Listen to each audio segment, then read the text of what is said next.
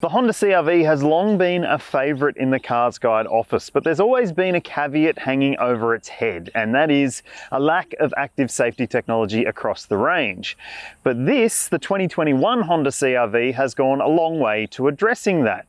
It's got some advanced safety tech added to most models in the range, and there's also been some styling changes inside and a couple of changes on the outside as well. Now, can it keep up with the likes of the Subaru Forester, the Mazda CX-5 and the Toyota RAV4? Well, that's what this review will aim to find out. In this review, we'll cover off all the stuff that you probably want to know about this 2021 Honda CR-V. But if you're impatient or if there's something in particular you'd like to find out about, you can jump ahead and the time codes for those parts are on your screen right now. Or if you're watching on YouTube, there are chapter markers in the timeline so you can jump around in this review and find your own way through. And if you are watching on YouTube, you'll find the link to the full detailed range review of the 2021 Honda CR-V in the description below. It's right next to the like button, the subscribe button, and that bell icon, which you'll need to hit if you want to keep up to date with all of our latest content. The 2021 CR-V facelift hasn't seen massive changes compared to the model that came before it, but there are some visual differentiators that might help you pick it in traffic. Here's a rundown for you. The front end has seen the adoption of a new bumper design that almost looks like there's a silver mustache on the car in this grade, and there's a new blacked out grille treatment at the front too. In profile, you'll notice new alloy wheel designs ranging from 17s on the base car through to 19s on this top spec version, but otherwise the side-on view is pretty familiar. At the rear there are similar minor bumper changes with lower accents, and now there are darker tinted taillights and a dark chrome tailgate garnish too, as well as new exhaust tips.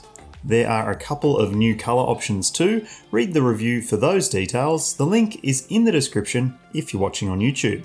The interior has seen a few changes as well, including a redesigned centre console, but otherwise it's identical to look at.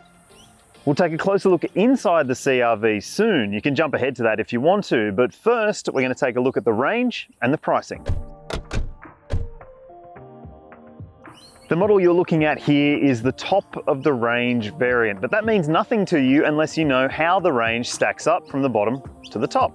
Opening the lineup is the VI model, a budget-focused version that lacks the safety gear you really should get, and it's the only one without a turbo engine.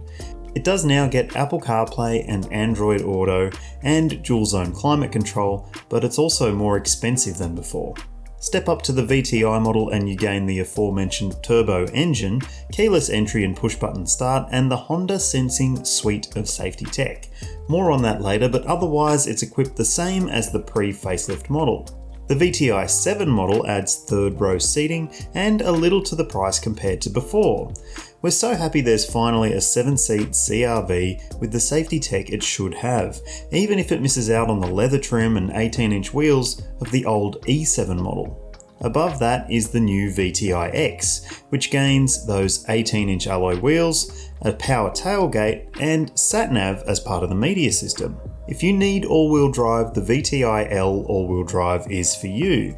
This is the new leather seat trim step upgrade, and it also adds heated front seats, driver's electric seat adjustment, and a power tailgate. Snow bunnies, this is your rig.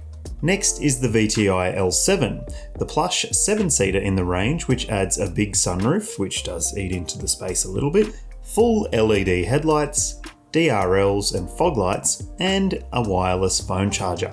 The one you see here is the top dog in the CR-V range, the VTI LX, and it adds the biggest wheels of the range, 19 inches, plus it has a panoramic sunroof and all-wheel drive. To get the full rundown on every model and what it has in the Honda CR-V 2021 range, make sure you read the full detailed range review or the pricing and spec story, and you'll find the link to both of them in the description below if you're watching on YouTube. If you're expecting big changes in the cabin of the CR-V, well, things are going to disappoint you a little bit here. There have been some important changes though. There's now repositioned USB ports, which are much easier to access, and in some grades like this one, you get a wireless phone charger as well. Aside from that, the center console design has changed just a little bit, and it's still extremely practical. That's one of the big important things about the CR-V, is just how practical the cabin is.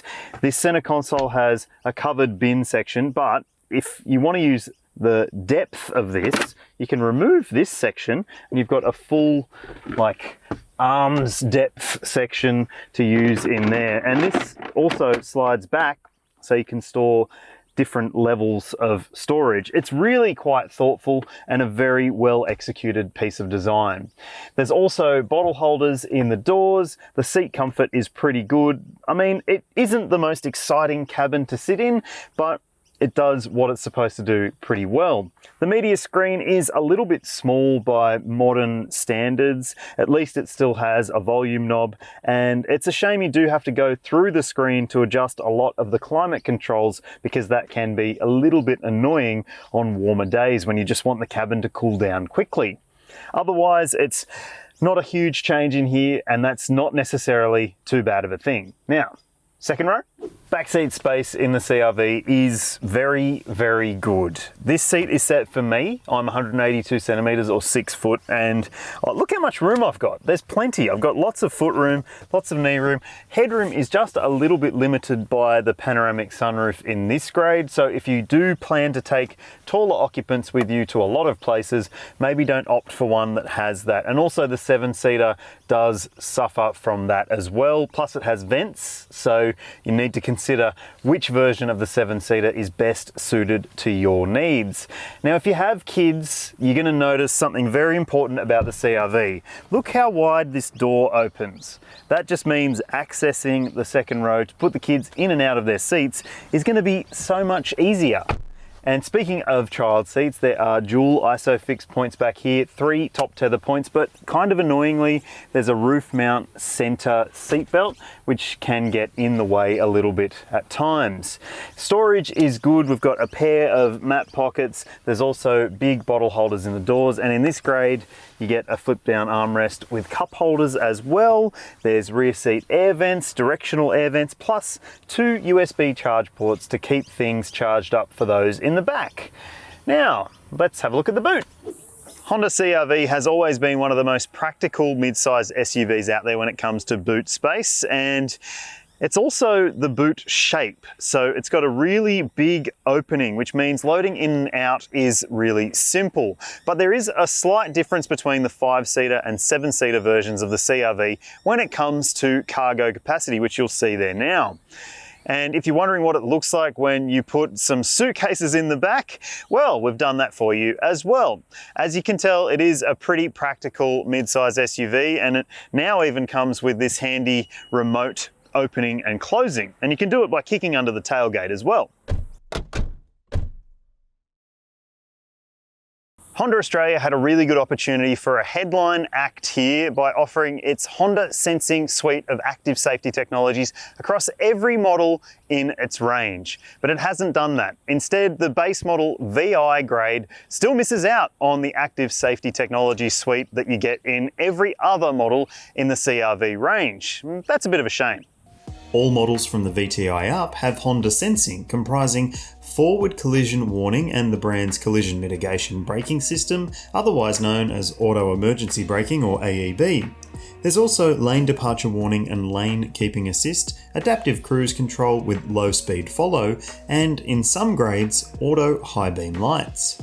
There's also dual front airbags, front side airbags, and full-length curtain airbag coverage, whether you choose a 5 or 7-seat model. Yep, proper third-row airbag coverage if you choose that version. But it is still missing some of the crucial safety items that we think it should have. There's no traditional blind spot monitoring system. Instead, it's Honda's lane watch camera system, which just isn't as good. And there's also no rear cross traffic alert and no rear auto emergency braking, which is disappointing. And it means that while it is an improvement for the CR-V, it just isn't as competitive as some of the best SUVs in this class. Next up, let's take a look under the bonnet it's time to talk engine specs. Only the entry-level VI grade misses out on the good engine in the CR-V. Instead, it gets a 2-litre 4-cylinder with modest outputs. This, however, is the good engine. It's a 1.5-litre turbocharged 4-cylinder, and while the outputs do look a little low on paper, and it does have a CVT automatic, it's a pretty solid little performer. Next up, fuel consumption. Shopping for a hybrid, plug-in hybrid or diesel mid-size SUV? Well, you're not going to be buying a Honda CR-V because it's purely a petrol-only affair.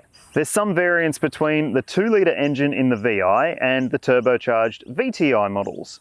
The fuel use on the turbo models depends on the seating configuration, drivetrain and wheels fitted. On your screen now, you'll see the official combined cycle fuel consumption for the VTI LX grade.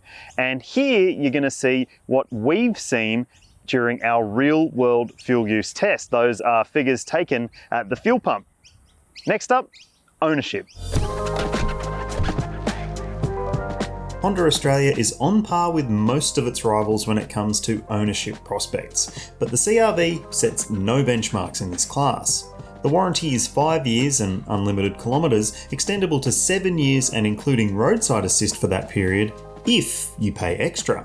The service intervals are 12 months or 10,000 Ks, no matter which engine you choose, which is shorter than most, but the services are relatively cheap, pegged at $312 per visit for the first 10 years, excluding any required consumables. Next, let's see how it drives. What we've always thought of the Honda CR-V is that it's, well, basically well suited for what it's supposed to be suited for. That is to say that it's comfortable, it's practical, it drives really well, it's not exciting, it's not speedy, and well, if any of those things matter to you, there's probably another SUV for you in this segment. But if you're just after a car that's a great family car, one that's perfect for parenting, then the CR-V could be the absolute best choice in this segment for you. And why I say that is because it rides really comfortably. The suspension has been retuned marginally as part of this facelift, and also with the 19-inch wheels on this VTI LX, there is just a very, very slight penalty to pay over sharp-edged bumps. But generally, the way that it just coasts along comfortably is what is one of the best things about the CR-V. It's not fidgety, it's not fussy, it isn't necessarily a point-to-point weapon through corners, but it is pretty easy to drive, and that might be all you need if you're a parent. The steering is really good as well. It's direct, it's accurate, it's light in its action, but also really pivots nicely. It's not too much fuss and it's not too much thought.